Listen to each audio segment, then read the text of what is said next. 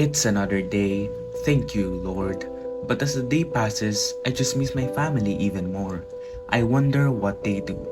Just like my father Zedre who works in Tarlac, my mother Alvon who's in Bulacan to work as well, my brother Kurt who studies in Quezon City, and my sister Hannah who's also studying in Manila.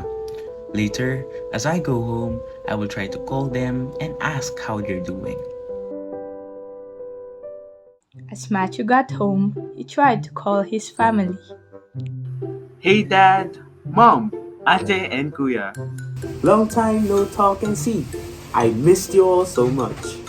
Hello, son. Yes, you're right. Long time no talk and see. Good thing you've called us. Where's your dad?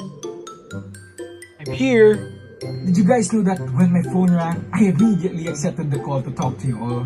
I heard in the news earlier that there was an earthquake that occurred in Taiwan, which was about 6.1 in magnitude. Dad, I know what an earthquake is. But how does it occur? Matthew, an earthquake is a sudden shaking of the ground that happens when energy stored in the Earth's crust is released. This release occurs when rocks, which have been pressing against each other, suddenly break and slip. The movement creates seismic waves that travel through the Earth's rocks, making the ground shake. Oh yes, Dad. I know several things about earthquakes, but this makes me frightened since what if it happens here in the Philippines? You know what, Hannah? You have to calm down during a disaster.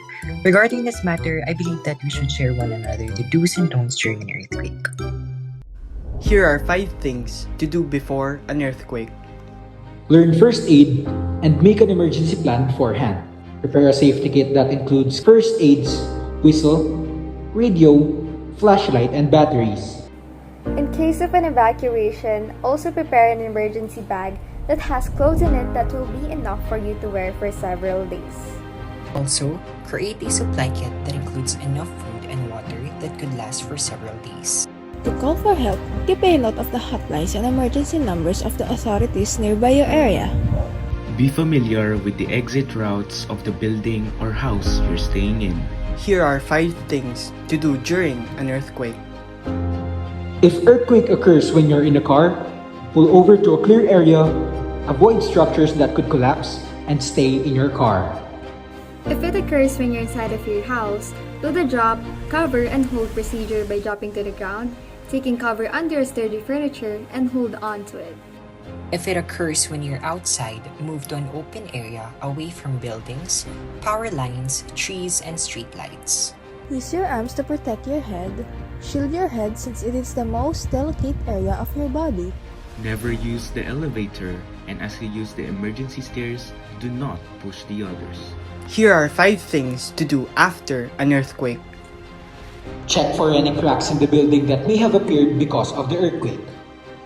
Keep your pets under your direct control to prevent them from getting lost or injured.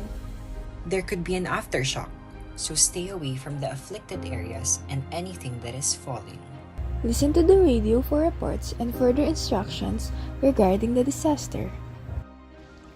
In case things are getting worse than expected, use the numbers that you kept note of to call for help. Not until one day, the thing they're frightened of happened.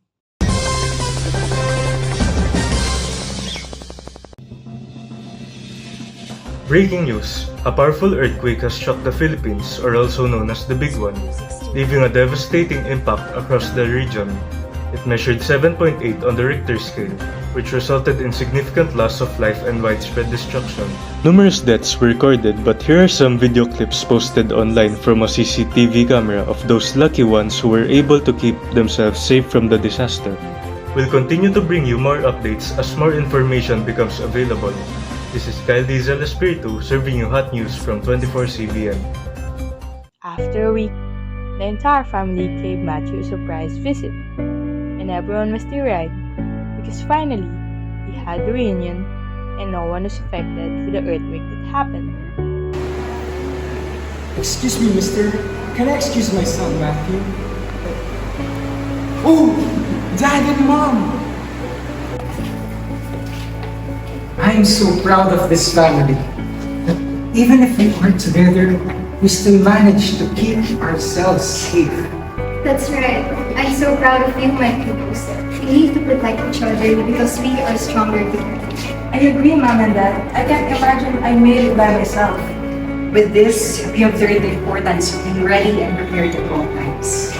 That's true, Dad, Mom, Ate, and Kuya. With this, we are able to learn that enough preparedness can save our lives.